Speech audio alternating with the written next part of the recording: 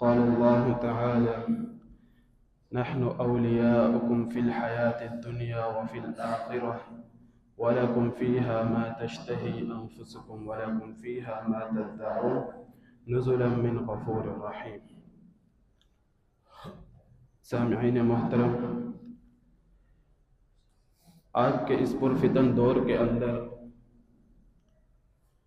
جہاں طرح طرح کے فتنوں کا ظہور ہو رہا ہے، وہاں انہی فتنوں نے ہر خاص اور عام انسان کو اپنی لپیٹ میں لے رکھا ہے۔ ان فتنوں کی بھرمار اس قدر ہے کہ کوئی بھی انسان ان فتنوں سے اپنے آپ کو بچا نہیں سکتا الا یہ کہ جس پر اللہ رب العالمین کا فضل ہو۔ نبی علیہ السلام کا فرمان ہے، آپ صلی اللہ علیہ وسلم نے فرمایا کہ نیک اعمال کرنے میں جلدی اختیار کرو، کیونکہ وہ وقت دور نہیں کہ جب ایک انسان یصبح الرجل مؤمنا، کہ ایک شخص صبح کے ٹائم تو مومن ہوگا، ویمسی کافرا، اور شام میں وہ کافر ہو جائے گا، او یمسی مؤمنا ویصبح کافرا، او کما قال رسول اللہ صلی اللہ علیہ وسلم، کہ وہ انسان یا تو شام کے ٹائم مومن ہوگا اور صبح کے ٹائم کافر ہو جائے گا۔ کیوں؟ کیونکہ فتنوں کی بھرمار اس قدر ہوگی کہ وہ فتنے ہر انسان کو اپنی لپیٹ میں لے لیں گے۔ اور انہی فتنوں میں سے ایک فتنہ جو اس وقت خاص طور پر امت مسلمہ کو لاحق ہے، وہ فتنہ الحاد ہے۔ الحاد یہ ایک عربی زبان کا لفظ ہے کہ جس کا مادہ لام، ہا اور دال ہے۔ اس کا معنی سیدھے راستے سے ہٹ جانا، سیدھے راستے کو چھوڑ کر غلط راہ پر چلنا، یہ الحاد کہلاتا ہے۔ اور اصطلاحی طور پر المائل عن الحق، یعنی حق بات سے انحراف کر لینا، حق بات سے ہٹ جانا، حق بات سے دوری اختیار کرنا، یہ الحاد ہے۔ اور اس الحاد کے پیروکاروں کو، اس الحاد کے ماننے والوں کو ملحد کہا جاتا ہے، دہریہ کہا جاتا ہے۔ ملحد وہ انسان ہوتا ہے جو ہر بات کو، دین کو، اسلام کو، شریعت کو اپنی عقل کے اوپر تولتا ہے۔ جو بات اس کی عقل کو سمجھ آئے وہ اس بات کو تسلیم کرتا ہے، جو بات اس کی عقل میں نہ آئے وہ اس بات کا انکار کرتا ہے۔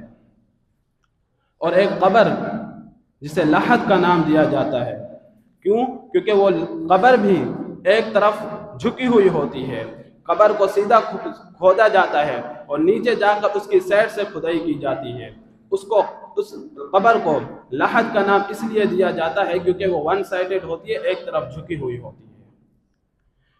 اور یہ الحاد استقامت کے بالکل خلاف ہے۔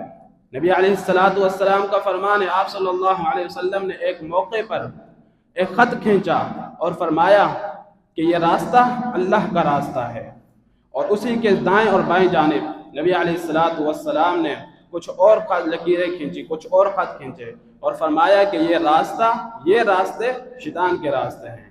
کامیابی اور حق کا راستہ کون سا ہے؟ یہ راستہ جو اللہ رب العالمین کا راستہ ہے، اور اس کے علاوہ جو دوسرے راستے ہیں وہ شیطان کے راستے ہیں۔ گویا کہ جو انسان دوسرے راستوں پر چلتا ہے وہ حق کے راستے کو چھوڑ دیتا ہے، وہ الحاد کی راہ پر چل پڑتا ہے۔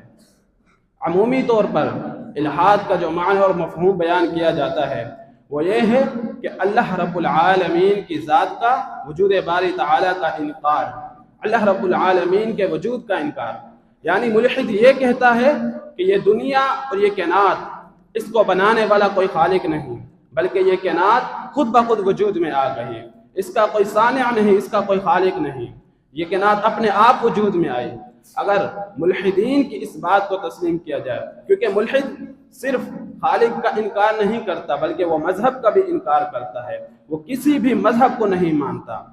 اگر اس بات کو لے لیا جائے تو پھر اس بات کا کیا جواب بنتا ہے کہ جب یورپ عیسائی عہد میں، یورپ کے اندر جب علم اور سائنس کا دور دوہرا نہیں تھا، علم اور سائنس نے ترقی نہیں کی تھی، تو اس وقت تک مذہب کا دور دوہرا تھا۔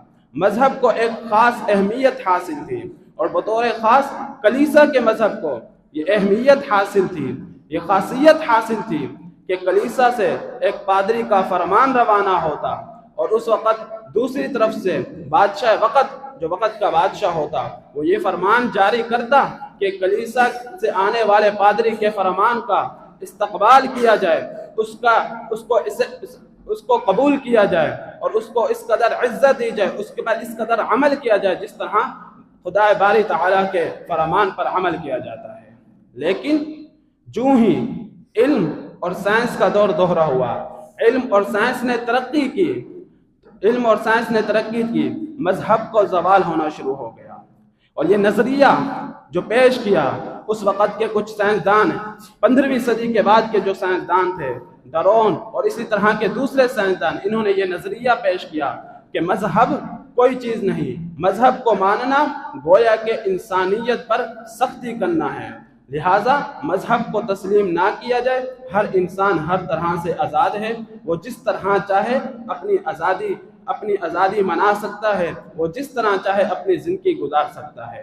اسی بات پر اتفاق کرتے ہیں، اللہ رب العالمین نے موقع دیا تو مزید انشاءاللہ اسی موضوع پر گفتگو کریں گے۔ اللہ رب العالمین سے دعا ہے کہ اللہ رب العالمین ہمیں ہر طرح کے فتنوں سے محفوظ رکھے اور صحیح معنوں میں دین اور اسلام پر عمل کرنے کی توفیق عطا فرمائے۔ وما علینا الا البلاغ المبین۔